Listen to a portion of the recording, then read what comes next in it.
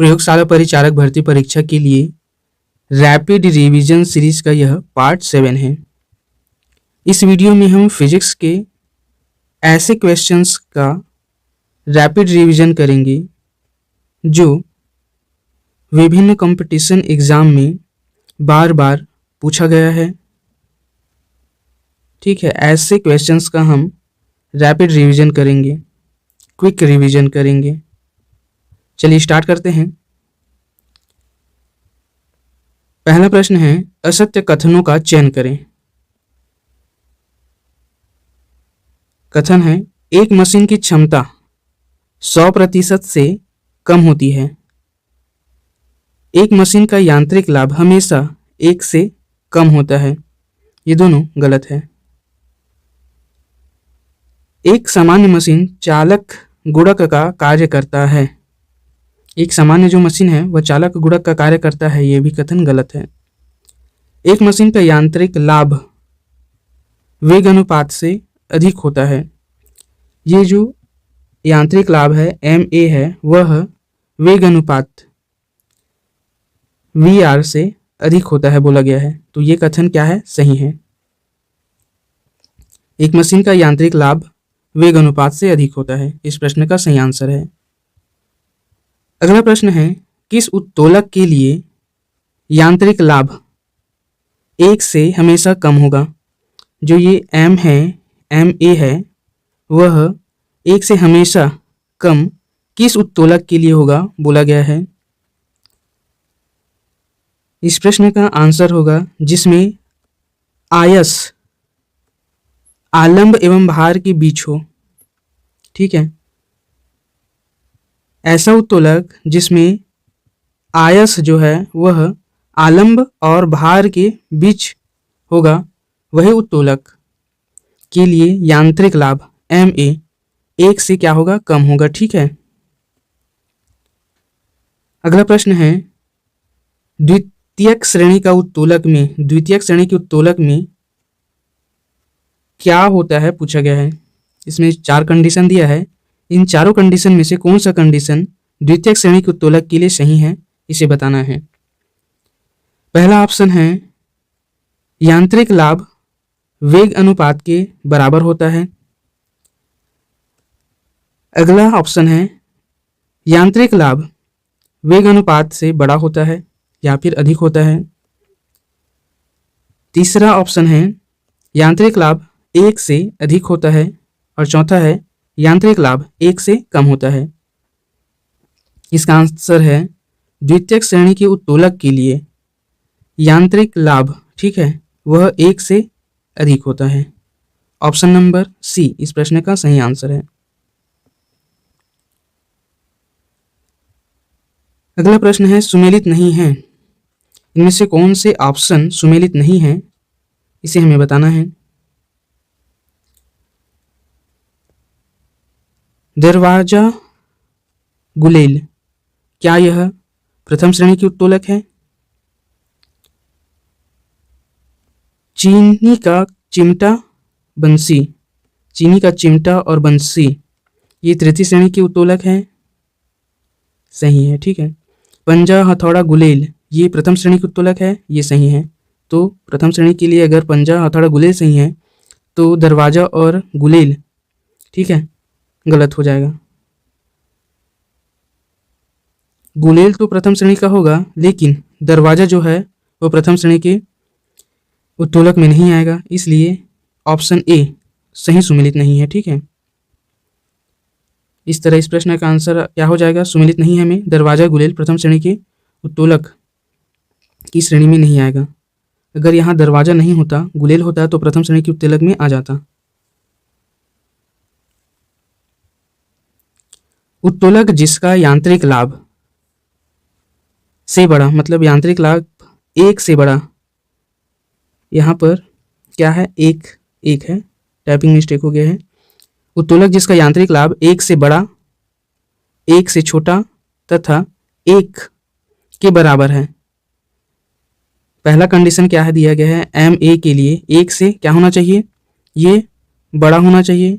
दूसरा कंडीशन के लिए यांत्रिक लाभ को 1 से क्या होना चाहिए, छोटा होना चाहिए। और तीसरा कंडीशन में यांत्रिक लाभ ma को 1 के बराबर होना चाहिए। यह किस उत्तोलक के लिए सही है पूछा गया है। इसका आंसर है यह प्रथम श्रेणी के उत्तोलक के लिए सही होगा। ठीक है, किस श्रेणी के उत्तोलक के लिए? प्रथम श्रेणी के उत्तोलक के लिए यांत्रिक लाभ 1 से बड़ा, 1 से छोटा और 1 के बराबर हो सकता है। अगला प्रश्न, आयास क्या है? दिए गए ऑप्शन है वजन है, शक्ति है, वह बल जो लीवर पर लगता है वह है, या यह एक प्रकार का टार्क है। इसका आंसर है वह बल जो लीवर पर लगता है उसे हम क्या कहते हैं? आयास कहते हैं। ठीक है, अगला प्रश्न, एक लिफ्ट की रस्सी टूट जाती है तो लिफ्ट में बैठा व्यक्ति कैसा अनुभव करता है? लिफ्ट की रस्सी टूटने पर लिफ्ट के अंदर जो व्यक्ति बैठा है वह किस प्रकार का अनुभव महसूस करता है? यह पूछा है।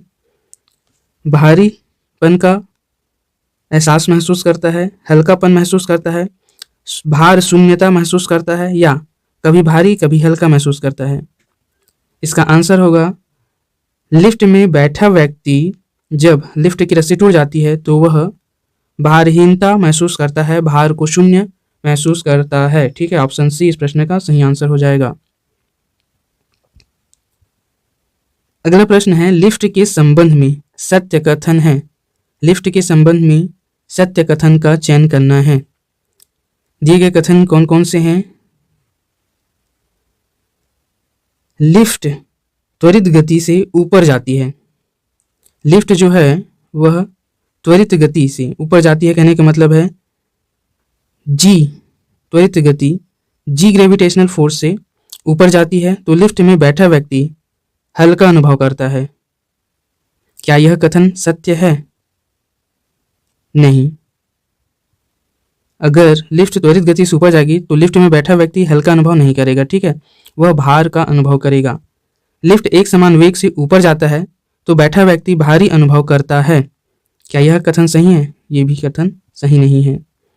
एक समान वेग से ऊपर जाएगा तो उस पर बैठा व्यक्ति भार का अनुभव नहीं करेगा। ठीक है, लिफ्ट समान वेग से नीचे आ जाता है तो हल्का अनुभव होगा? नहीं, वेग के समान होने पर वह हल्का अनुभव नहीं करेगा। जब तक ग्रेविटेशनल फोर्स में कोई परिवर्तन नहीं हो रहा है तब तक वह ना तो भार का अनुभव करेगा ना तो हल्केपन का अनुभव करेगा। वह जिस मास का है उसी मास को अनुभव करेगा। ठीक है, अगला ऑप्शन है लिफ्ट त्वरित गति से ऊपर जाते हैं तो भारी अनुभव होता है। हाँ, यहाँ लिफ्ट त्वरित गति से ऊपर जाता है तो वह भार का अनुभव करता है, भारीपन का अनुभव करता है। ठीक है, तो इस तरह इसका आंसर क्या हो जाएगा? ऑप्शन डी इस प्रश्न का सही आंसर हो जाएगा। अगला प्रश्न है बल युग्म का उदाहरण है। बल युग्म का उदाहरण पूछा है। दिए गए ऑप्शन है नल खोलना, ढक्कन खोलना, गाड़ी का स्टीयरिंग घुमाना, ये सभी। इस प्रश्न का आंसर है ये सभी किसके उदाहरण हैं? बल युग्म के उदाहरण हैं। अगला प्रश्न है निम्न में कौन तृतीय श्रेणी के उत्तोलक का उदाहरण नहीं है? तृतीय श्रेणी के उत्तोलक का उदाहरण नहीं है पूछा गया है हमसे। ठीक है, क्वेश्चन पढ़ते समय क्या पूछा गया है इसे ध्यान में रखना जरूरी है। कई बार हम ऑप्शंस में इतने खो जाते हैं कि प्रश्न क्या पूछा है यही भूल जाते हैं। ठीक है, तो तृतीय श्रेणी का उत्तोलक उदाहरण नहीं है पूछा गया है हमसे। इसका आंसर क्या होगा?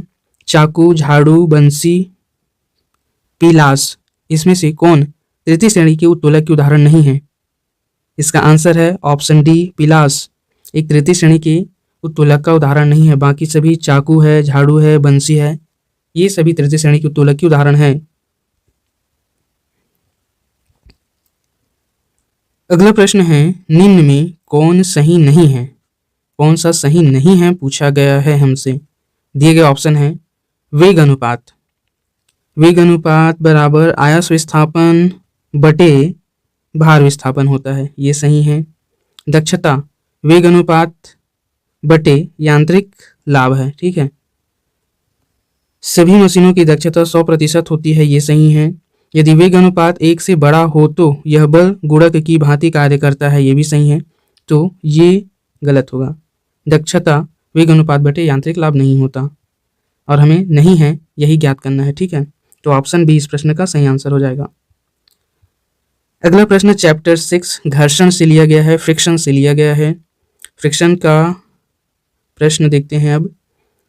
प्रश्न है एक गोल पीपे अर्थात बैरल को खींच कर ले जाने की अपेक्षा लुढ़काना सुगम होता है, क्योंकि एक पीपा है, ठीक है, मान लेते हैं ये एक पीपा है, इसे क्या है खींच कर ले जाने की अपेक्षा कैसे करना ज़्यादा सुगम होता है, इसे लुढ़का कर लेना, मतलब लुढ़काना सुगम होता है, सरल होता है, बोला गया है। इसका कारण क्या है?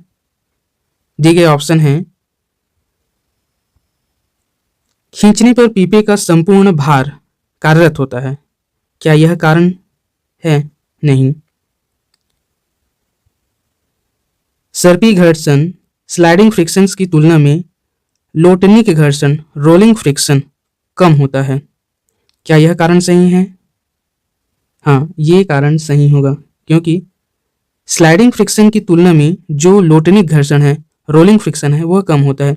इसलिए किसी गोल आकार की वस्तु को खींच कर ले जाने की अपेक्षा लुढ़का कर ले जाना आसान होता है, सरल होता है, ठीक है। ऑप्शन बी इस प्रश्न का सही आंसर है। अगला प्रश्न, निम्नलिखित में कौन सा पदार्थ भारी मशीनों में स्नेहक के रूप में प्रयुक्त किया जाता है? स्नेहक के रूप में प्रयोग किया जाता है, पूछा गया है कौन सा पदार्थ। ऑप्शन है बॉक्साइट, गंधक, फास्फोरस, ग्रेफाइट। इसका आंसर क्या है? इसका आंसर है ऑप्शन डी, ग्रेफाइट एक स्नेहक के रूप में प्रयुक्त होने वाला पदार्थ है भारी मशीनों में। ऑप्शन डी इस प्रश्न का सही आंसर है। अगला प्रश्न है सीमांत घर्षण निर्भर करता है। सीमांत घर्षण किस पर निर्भर करता है? तल की आकृति पर, तल की प्रकृति और अभिलंब प्रतिक्रिया पर, तल के क्षेत्रफल पर। इसका आंसर है तल के क्षेत्रफल पर निर्भर करता है सीमांत घर्षण। ऑप्शन डी इस प्रश्न का सही आंसर है। अगला प्रश्न है निम्नलिखित में से कौन सा बल क्षयकारी बल है? क्षयकारी बल पूछा गया है। ऑप्शन है स्थिर वैद्युत बल, चुंबकीय बल, गुरुत्व बल, घर्षण बल। इसका आंसर होगा चुंबकीय बल एक क्षयकारी बल है। ऑप्शन बी चुंबकीय बल एक क्षयकारी बल है, सही आंसर है। अगला प्रश्न है निम्नलिखित में से कौन सा विकल्प घर्षण का गलत उदाहरण है? दिए गए ऑप्शन है फर्श पर धकेला गया वॉशिंग मशीन घर्षण का उदाहरण है। बर्फ में स्लेज का फिसलना, ये भी घर्षण का उदाहरण है। व्यक्ति द्वारा स्लाइड में नीचे की ओर फिसलना, ये भी घर्षण का उदाहरण है। व्यक्ति द्वारा भारी वस्तु उठाना, ये घर्षण का उदाहरण नहीं है। और हमें क्या पूछा गया है? घर्षण का गलत उदाहरण, मतलब घर्षण जिसमें नहीं होता उसे ज्ञात करना है। तो व्यक्ति द्वारा भारी वस्तु को उठाना, ये सीधा वर्टिकली उठा लेता है इसको, तो इसमें घर्षण कहाँ हो रहा है यहाँ, ठीक है। तो व्यक्ति द्वारा भारी वस्तु को उठाना घर्षण का उदाहरण नहीं है। ऑप्शन डी इस प्रश्न का सही आंसर होगा। अगला प्रश्न देखते हैं निम्न में से कौन सा घर्षण बल फ्रिक्शनल फोर्स के बारे में सच नहीं है? घर्षण बल के बारे में सच नहीं है, ज्ञात करना है। घर्षण एक बल होता है जो संपर्क में आने पर सतहों की सापेक्ष गति का विरोध करता है। ये बिल्कुल सही है, हमें सच नहीं है इसे ज्ञात करना है, ठीक है।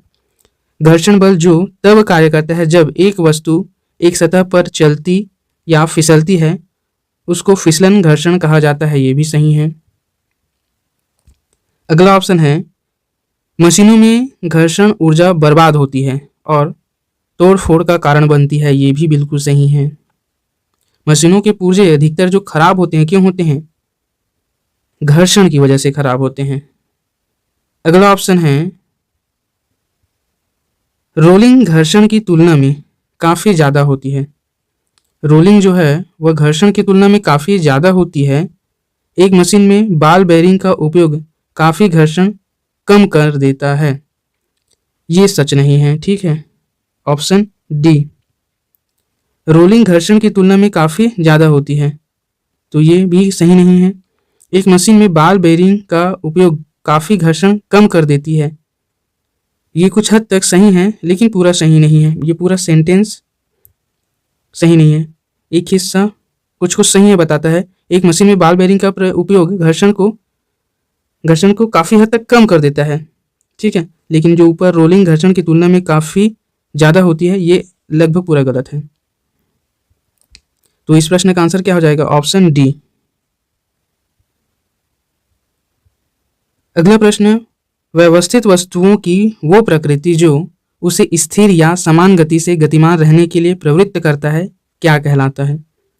प्रश्न क्या बोल रहा है? व्यवस्थित वस्तुओं की वो प्रकृति जो उसे स्थिर या समान गति से गतिमान रहने के लिए प्रवृत्त करता है क्या कहलाता है? ये जड़त्व का नियम कहलाता है। जड़त्व का नियम कहता है यदि कोई वस्तु, ठीक है, ये वस्तु है, यदि यह गतिशील है विवेक से, तो यह हमेशा विवेक से ही गतिशील रहेगा। जब तक इस पर कोई बाह्य बल आरोपित ना किया जाए तब तक यह अपनी गति को परिवर्तित नहीं करेगा। लेकिन यदि यह वस्तु क्या है? स्थिर है, ठीक है, स्थिर है, तो यह स्थिर ही रहेगा। जब तक इसमें कोई बाह्य बल लगाकर इसे गति प्रदान न किया जाए तब तक यह स्थिर ही रहेगा। तो यह जड़त्व का नियम कहलाता है। अगला प्रश्न है, कारों के ब्रेकिंग पैड में ये प्रश्न ऐसा है, थोड़ा सा मिस टाइपिंग हो गया है ये। कारों के ब्रेकिंग पैड में खालिस्तान के गुणों का उपयोग किया जाता है, ठीक है, इस तरह है प्रश्न। तो दिए गए ऑप्शन है, कारों के ब्रेकिंग पैड में वजन, आवेग, बल, तनाव की क्रिया का उपयोग किया जाता है, ये गलत है। घर्षण का सकारात्मक प्रभाव, कारों के ब्रेकिंग पैड में घर्षण का सकारात्मक प्रभाव इसका उपयोग किया जाता है। कारों के ब्रेकिंग पैड में घर्षण का सकारात्मक प्रभाव के गुण का उपयोग किया जाता है। ऑप्शन बी इस प्रश्न का सही आंसर है। अगला प्रश्न, दो सतहों के बीच सतह की अनियमितताओं के परिणाम स्वरूप होता है। दो सतहों के बीच सतह की अनियमितताओं के परिणाम स्वरूप क्या होता है पूछा गया है। घर्षण होता है, आवेग होता है, बल आघूर्ण होता है या तनाव होता है? इसका आंसर है दो सतहों के बीच सतह की अनियमितताओं के कारण घर्षण होता है। ऑप्शन ए इस प्रश्न का सही आंसर है। यदि आपका कोई क्वेश्चन है या आपका कोई एडवाइस है तो हमें कमेंट में लिख भेजिए।